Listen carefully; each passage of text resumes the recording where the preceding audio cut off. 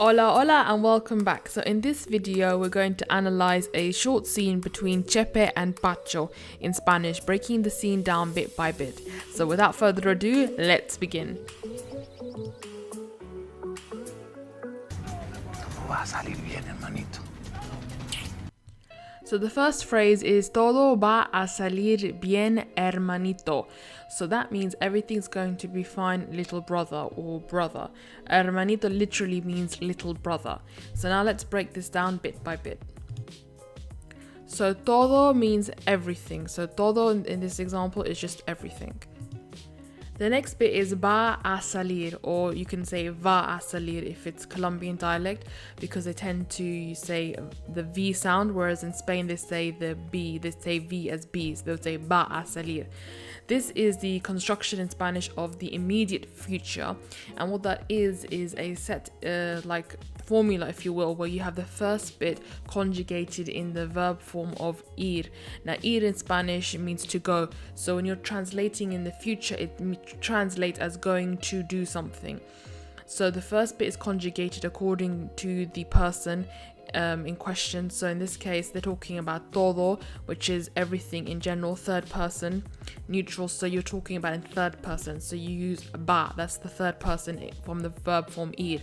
Then you always put a afterwards, or the letter A, so ba a, and then salir is whatever that future action is going to be. So this future action is going to, it's salir literally means to go out, so literally everything's going to be. So that's what this expression means.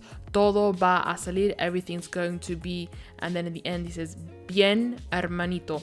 Bien in Spanish means fine or well, and hermanito is little brother.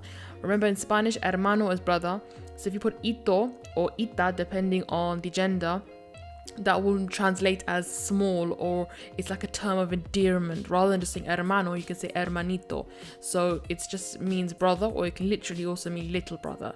So todo va a salir hermanito means everything's going to be fine, brother. No te preocupes. No, tranquilo. Then Chepe says, no te preocupes. Now, in Spanish, when you want to make a verb negative or the opposite of their action, i.e. you translate it into English as don't, blah, blah, blah, whatever that verb means, you put no. So all you put is no. Now, this verb preocuparse is a reflexive verb, and you can tell that because in Spanish, verbs end in AR, IR, and ER. Now, this is none of those verbs. It ends in SE, which tells you it's a reflexive verb. That means when you use it, you can't just say no preocupes, you have to say no te preocupes. You have to use a personal pronoun. That's what it means. And you have to do it according to the person it's relating to. So he's relating it to Pacho, which is second person singular. So he has to say no te preocupes. Now, preocupes, this verb conjugation from the verb preocuparse, is actually conjugated in the subjunctive mood tense, which means it's not the normal tense that you would conjugate a second person.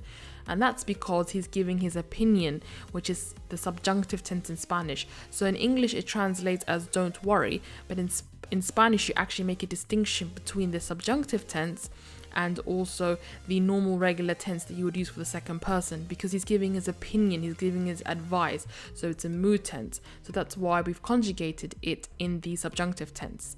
And then Pacho says, no, tranquilo. Now, tranquilo is just an adjective, but here it just means like, I'm not worried. So no again means, making it I'm not in this context, because we are smart translators. It literally means no, I'm fine, basically. Basically, in English, you could say, no, I'm not worried. So, no, tranquilo. Tranquilo is referring to himself because he's masculine. If it was a female saying it, she would say, no, tranquila, I'm fine. So, again, he's making that distinction. So, no, tranquilo, I'm not worried, or I'm fine. Qué ganas de estar allá. Then Chepe says to Pacho, que ganas de estar allá, which means makes you wish you were there.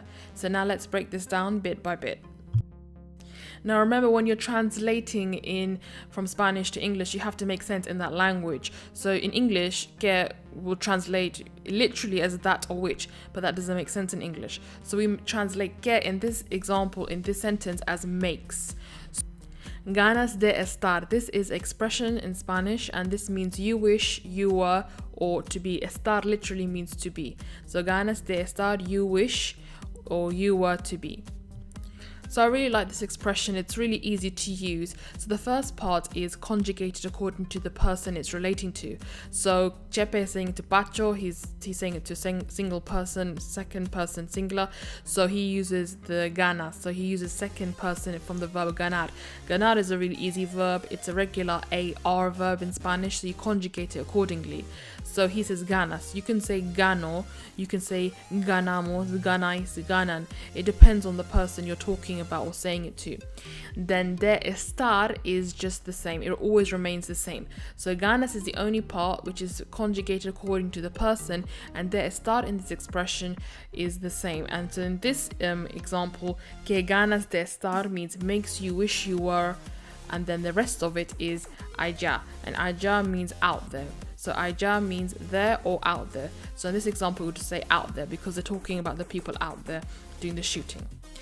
So I hope you enjoyed this video. It was a very short video, one of my shortest clips, but however, we learned a lot of Spanish in this video which you can use, and these set expressions are very, very useful because you can implement them from day to day. These are not just swear words or like hijo de puta or mal parido. These are actual expressions you can use. So I hope this was more of a practical video. So I hope you enjoyed this video, and if you do, please like, share, comment and subscribe. And until next time, hasta luego.